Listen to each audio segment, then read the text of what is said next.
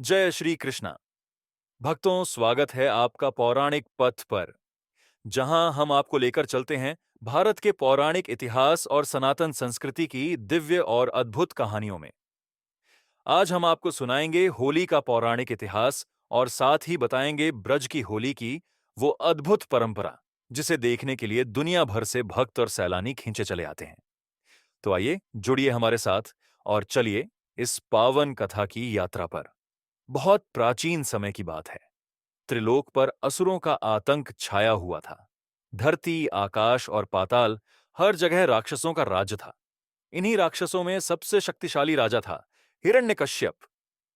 हिरण्यकश्यप ने वर्षों तक कठोर तपस्या की। उसकी तपस्या से प्रसन्न होकर भगवान ब्रह्मा प्रकट हुए। ब्रह्मा जी ने कहा, वत्स, तुम जो चाहो वरदान मांग लो। हिरण्यकश्यप ने ऐसा वरदान मांगा जो उसे अमर बना दे। उसने कहा, प्रभु, मुझे ऐसा वरदान दीजिए कि न मैं दिन में मरूं, न रात में, न मुझे कोई देवता मार सके, न मानव, न पशु, न किसी अस्त्र से, न किसी शस्त्र से, न धरती पर, न आकाश में, न घर के भीतर, न बाहर, कहीं भी मेरी मृत्यु न हो। ब्रह्मा जी ने तथास्तु कह दिया। अब हिरण्यकश्यप खुद को ईश्वर मानने लगा। उसने आदेश दिया कि पूरे राज्य में सिर्फ उसकी पूजा होगी। देवताओं की पूजा करने पर कठोर दंड मिलेगा। समय बीता। हिरण्यकश्यप के घर एक पुत्र का जन्म हुआ। नाम रखा गया प्रहलाद। लेकिन आश्चर्य की बात यह थी कि प्रहलाद जन्म से ही भगवान विष्णु के परम भक्त थे। जहां हिरण्यकश्यप विष्णु का शत्रु था, वहीं प्रहलाद हर पल विष्णु का ध्यान करता था। जब प्रहलाद बड़ा हुआ तो उसके पिता ने उसे अपने पास बुलाया और कहा, बेटा, मैं तुम्हारा ईश्वर हूं, मेरी पूजा करो। लेकिन प्रहलाद ने निर्भय होकर कहा, पिताश्री, मेरे भगवान तो श्रीहरि विष्णु हैं। उन्हीं की पूजा से संसार का कल्याण होता है। ये सुनकर हिरण्यकश्यप क्रोधित हो उठा। उसने प्रहलाद को कई बार समझाया, डराया, धमकाया, लेकिन प्रहलाद की भक्ति नहीं टूटी। हिरण्यकश्यप ने अपने सैनिकों को बुलाया और कहा, इस बालक को ऐसी सजा दो कि इसका विष्णु भक्ति करना असंभव हो जाए। सैनिकों ने प्रहलाद को पहाड़ से नीचे फेंका, लेकिन प्रहलाद श्रीहरि का नाम लेते रहे और सुरक्षित बच गए। फिर उन्हें विषधर सर्पों के बीच फेंका गया, लेकिन सांपों ने उन्हें काटा तक नहीं। आखिर में हिरण्यकश्यप ने अपनी बहन होलिका को बुलाया। होलिका को वरदान था कि अग्नि उसे जला नहीं सकती थी। योजना बनी कि होलिका प्रहलाद को गोद में लेकर अग्नि में बैठेगी, जिससे प्रहलाद जलकर भस्म हो जाएगा। होलिका प्रहलाद को लेकर अग्नि में बैठ गई। चारों ओर मंत्रोच्चार और हवन का शोर था, लेकिन हुआ चमत्कार। प्रहलाद का कुछ भी नहीं हुआ, बल्कि होलिका ही जलकर राख हो गई, क्योंकि होलिका ने अपना वरदान धर्म विरुद्ध कार्य के लिए इस्तेमाल किया था और भगवान विष्णु ने अपने भक्त प्रहलाद की रक्षा की। लेकिन हिरण्यकश्यप का क्रोध अब और बढ़ गया। उसने प्रहलाद से पूछा, तेरे विष्णु कहाँ हैं? क्या वो यहां इस खंभे में है? प्रहलाद ने कहा, भगवान हर जगह हैं, इस खंभे में भी। हिरण्यकश्यप ने गुस्से में खंभे पर प्रहार किया और उसी क्षण खंभे से प्रकट हुए नरसिंह अवतार, आधा सिंह, आधा मानव। भगवान नरसिंह ने हिरण्यकश्यप को शाम के समय दरवाजे की दहली पर अपनी गोद में उठाकर अपने नखों से उसका वध कर दिया।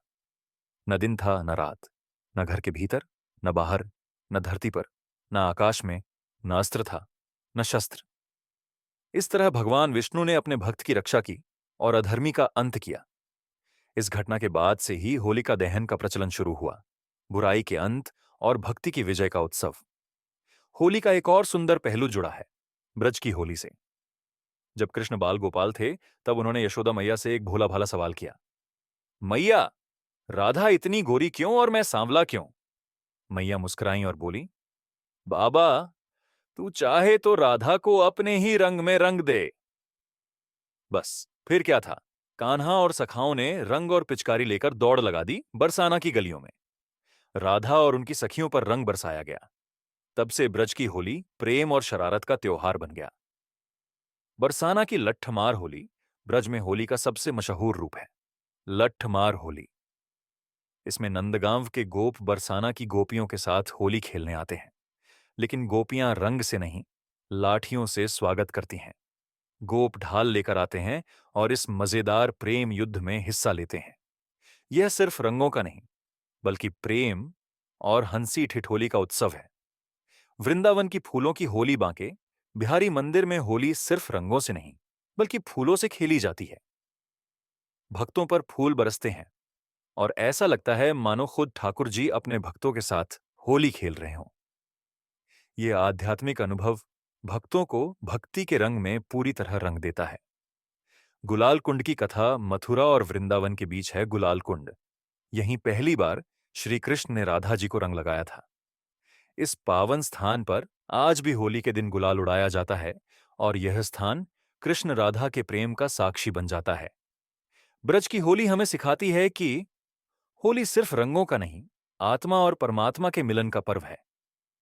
यह प्रेम, भक्ति और समर्पण का त्योहार है। जब भक्त अपने इष्ट के रंग में पूरी तरह रंग जाता है, तभी होली का असली आनंद आता है। ब्रज में होली सिर्फ एक दिन का त्योहार नहीं है, यह हफ्तों तक चलता है। हर मंदिर, हर चौपाल पर होली गीत गाए जाते हैं। गोपियां राधा कृष्ण की लीलाएं गाती हैं। ढोलक की थाप पर लोग नृत्य करते हैं। मंदिरों में अबीर गुलाल की वर्षा होती है। क्यों निराली है ब्रज की होली? क्योंकि यहां सिर्फ रंग नहीं, राधा कृष्ण का प्रेम बरसता है। यहां हर रंग में भक्ति की खुशबू है। ये प्रेम, भक्ति और आनंद का अनुपम संगम है। माना जाता है कि होली का पर्व भी कृष्ण लीला का ही हिस्सा है। कृष्ण का रंग में रंग देना और गोपियों के संग हंसी ठिठोली करना, यही परंपरा आज तक निभाई जा रही है। इसलिए कहते हैं, जिसने ब्रज की होली नहीं देखी, उसने असली होली का आनंद ही नहीं लिया। तो भक्तों, यह थी होली के पौराणिक इतिहास और ब्रज की रंगीली होली की पावन कथा। अगर आपको ये वीडियो पसंद आया, तो हमारे चैनल पौराणिक पथ को सब्सक्राइब करना ना भूलें। वीडियो को लाइक करें और अपने परिवार व दोस्तों के साथ जरूर शेयर करें। पौराणिक पथ आपके साथ हर पौराणिक यात्रा में। फिर मिलेंगे एक और दिव्य कथा के साथ। तब तक के लिए जय श्री कृष्ण, जय सनातन धर्म और होली की हार्दिक शुभकामनाएं।